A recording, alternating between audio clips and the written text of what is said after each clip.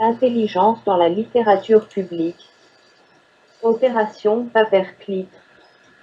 Le programme de renseignement secret pour amener les scientifiques nazis en Amérique. Annie Jacobson. Little, Brown et compagnie, 2014, 575p, note de fin de document, bibliographie, index. Avis de J. Watkins. À la fin de la Seconde Guerre mondiale, la course était engagée avec l'Union soviétique pour saisir autant de scientifiques allemands que possible en prévision de la guerre froide.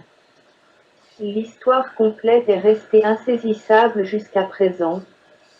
L'opération Paperclip, par Annie Jacobson, fournit peut-être le récit le plus complet et le plus à jour disponible pour le grand public. Son livre est un compte-rendu détaillé et très lisible du programme. Jacobson a compilé de nombreuses sources primaires et secondaires, dûment annotées dans plus de 100 pages de notes et de bibliographie. On y trouve de nombreuses sources nouvelles, parmi lesquelles des documents du gouvernement américain.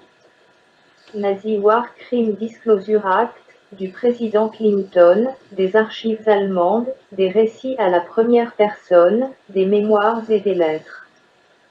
Le livre contient également un index utile et des biographies des principaux acteurs. Jacobson propose une chronologie détaillée des événements liés à l'opération Paperclip. En raison de sa portée et de l'introduction de tant de personnages, le récit aurait pu être amélioré si l'auteur s'était concentré sur une liste plus courte que les 89 personnes profilées et avait maintenu une continuité plus d'actualité. Néanmoins, le livre est un travail convaincant avec des révélations historiques et personnelles intéressantes, par exemple. L'un des cas les plus notoires de prolifération des ADM s'est produit le 15 mai 1945. Lorsque le sous-marin allemand Nu-234, à destination du Japon, a été capturé au large de Terre-Neuve par l'USS Saturn. Le U-boat transportait le Dr. Hans Schlick, directeur des champs d'essai navals à Kiel. Et la cargaison comprenait des plans pour la bombe planeur HS-293, la bombe planeur V1, précurseur des missiles de croisière, la fusée V2, précurseur du Scud missile, des avions de combat Me-262, le premier chasseur à réaction de combat, des modèles de sous-marins à faible observation et des boîtes recouvertes de plomb remplies de 1200 livres d'oxyde d'uranium, un ingrédient clé des bombes atomiques. Schlick, qui prétendait être un expert en guerre électronique, est devenu prisonnier à Ft. Meade, MD. Sarin a été produit à Die Ehrenfurth. Die Ehrenfurth est ensuite tombé aux mains des Russes. Son nom dérive des initiales de ses développeurs. Gerhard Schrader et Otto Ambro de la tristement célèbre société chimique IG Farban, fabricant des gaz meurtriers utilisés dans les camps de concentration, et des noms de 2 officiers de l'armée allemande. Schrader raconte l'histoire de l'invention de Tabin, un agent neurotoxique nommé d'après le mot anglais Tebu. Les Allemands l'ont appelé 9.91 et, après leur défaite à Stalingrad, ont sérieusement envisagé de l'utiliser sur les Russes. Henry Wallace, ancien vice-président et secrétaire au commerce, pensait que les idées des scientifiques pourraient lancer de nouvelles industries civiles et créer des emplois.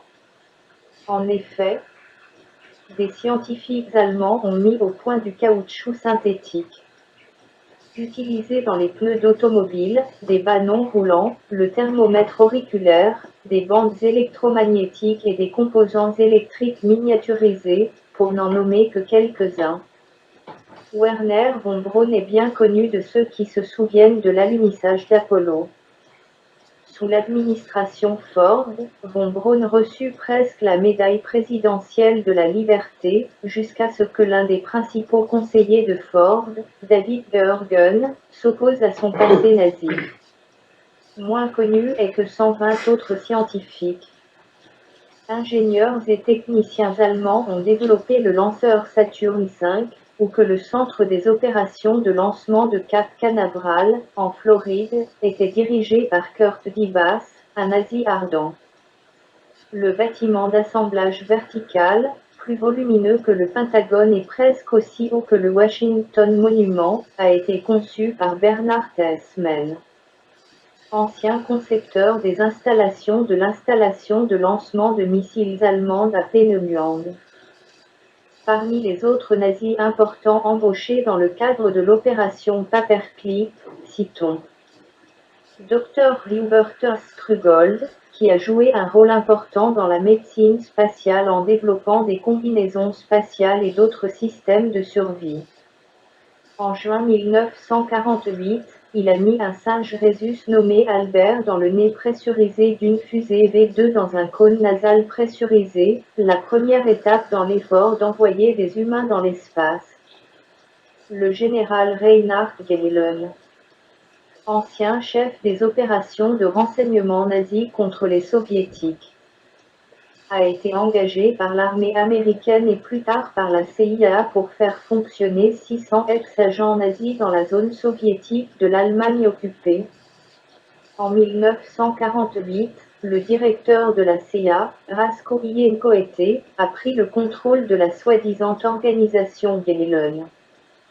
Le biologiste allemand Kurt Blom a été embauché pour développer des capacités offensives et défensives pour contrer les activités de guerre biologique soviétiques.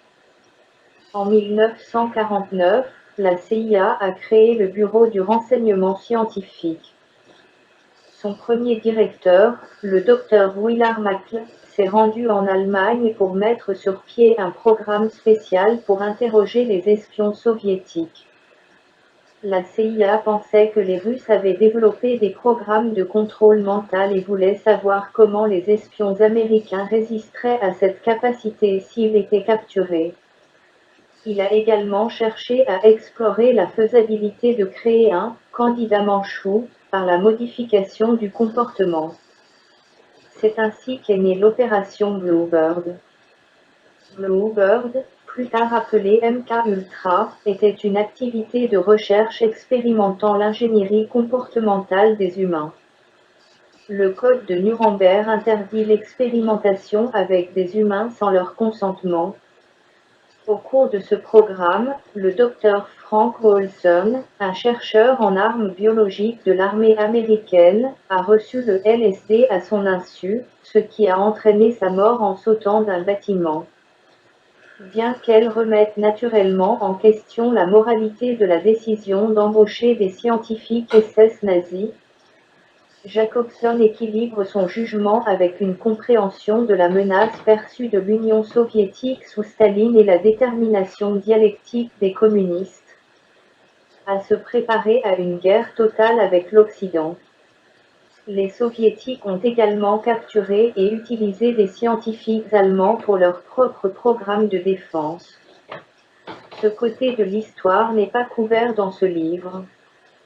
Jacobson fournit des informations sur la coordination conjointe du renseignement et la coopération entre les services américains et les alliés, déconfliction opérationnelle, acquisition et exploitation.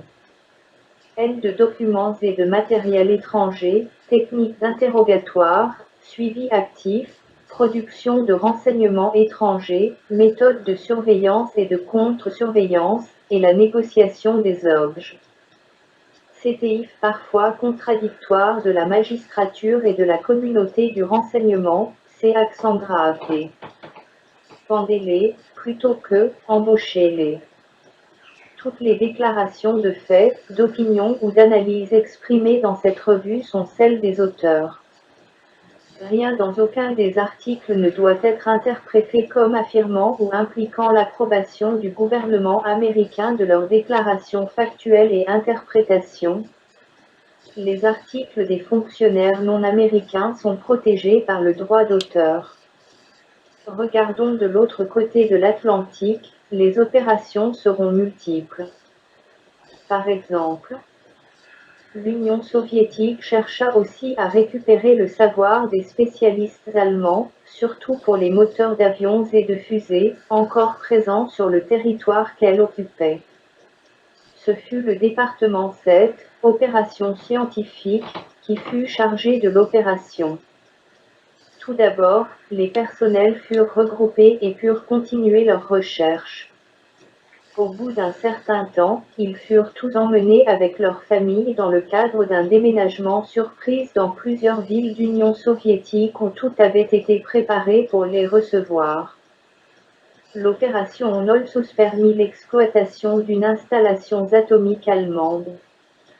Du savoir intellectuel associé, des ressources matérielles et du personnel scientifique au profit du projet de bombe atomique soviétique.